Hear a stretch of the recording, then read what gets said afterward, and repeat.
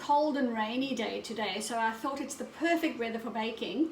Now, if you follow me on Instagram or Facebook, you might have heard me talking about alien cupcakes, but because of the cold and rainy weather, I've decided to change it up to alien bread rolls for my lunch, for a nice warm lunch on this cold day.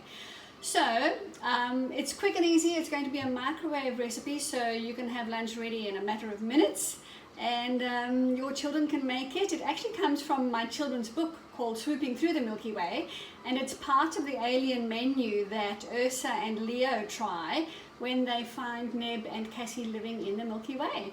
So if you'd like to read the book with your children, it's a great family story. I'll put it in the links below in the comments, and the recipe for the alien cupcakes is actually at the back of that book. But for today we're going to adapt it to be alien bread rolls. Now, boys and girls, if you're baking this for yourselves or for mommy and daddy, I have a few kitchen rules for you to remember. If, like me, you've got long hair, please remember to tie it up in a ponytail.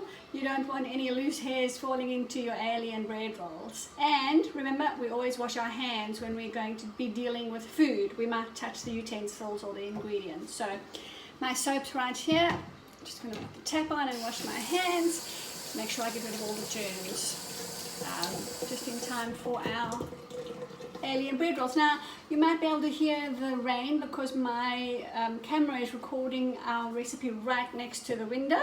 So I do have some background music on, some nature lullabies, just to kind of soften the rain if it's a little bit loud for you. So to start our alien bread roll recipe, we need to have a microwave safe jug. I've got a glass one here. We're going to melt 1.5 tablespoons of butter or spread of your choice. Now remember, tablespoons are the bigger one. There's the teaspoon, which is the smaller one. The dessert spoon, which is the one we sometimes eat with, and then there's the tablespoon. That's the bigger one. So 1.5 tablespoons of butter in our glass jug or microwave proof jug. There's the first tablespoon, and now a half, and just like that. 1.5 tablespoons. Now I know that they'll melt, not dissolve. It'll melt in my microwave in 20 seconds. So I will just put a lid, sorry about the noise, I will just put a lid over in case the butter splatters, makes a bit of a mess. So 20 seconds and then our butter will be melted.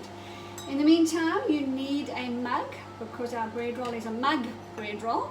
I'm going to spray mine with some spray and cook, some non-stick spray, so that it lets the bread roll fall out nice and easily after we baked it. Whoa. There, we'll do it over the sink. Okay, now our butter's ready already. There we go, nice and melted. Perfect. Okay, in our mug we're going to put 3 tablespoons of flour. You can make it keto if you want to. Mine's just normal wheat flour. Remember, tablespoon is the bigger one. I've got a clean one here. So 1, 2, and 3 tablespoons of flour, and then we have a teaspoon of baking powder. Make sure it's baking powder, not baking soda. That's different. I'm going to have about, actually not a full teaspoon, maybe a 3/4 teaspoon of baking powder into the flour. And then into there I'm going to add a whole egg. You can add just the egg white if you wish, but I'm going to use the whole egg. Now, please don't throw your eggshells away. They're perfect for composting. I'm just going to rinse mine under the tap here. I have a little benchtop compost bin that I store my eggshells in, and then when the benchtop bin is full, I crush them all and put them into the garden, and the plants flourish. They love it. Sorry, that was a little bit noisy. It stays in the corner there with its lid on. I'm going to wash my hands again, just in case that compost bin has some germs on it. There we go. Right, so in our mug we have our 3 tablespoons of flour, our 3/4 teaspoon of baking powder, and our 1 egg. The mug I've chosen is a little bit small, and also remember, I always talk about my magic whisk. It's my secret weapon for getting rid of any and all lumps and bumps. So you just give that a bit of a stir, being careful not to spill the batter out of your mug. And then when there are no lumps, you can pour the melted butter in. Actually, I think I might do that before. So it might help the flour to mix a little bit. So there goes my melted butter into the mug mixture. 1.5 tablespoons of melted butter. Now that'll mix up nice and easily and get rid of all the lumpy bumps. Now to make it an alien bread roll, I'm going to add 2 halves of an olive for the eyes, for the alien eyes. But if you don't like olives, you can actually use 2 half cherry tomatoes or some little round slices of pickle. And in fact, if you don't want anything in your alien cupcake, you don't have to. But you can add other ingredients too, a bit of cheese, make it kind of like a pizza alien bread roll. That's entirely up to you what you add to it. So this batter's looking good now. We're nearly rid of all the lumps. There we go. I think that's about right. That'll do. Okay. Just going to put it in the jug and show you my 2 half olives for the alien eyes, and then I'll put them in the batter and show you what it looks like. There we go. There's my alien batter. Can you see? Yeah, oops, nearly poured the batter out.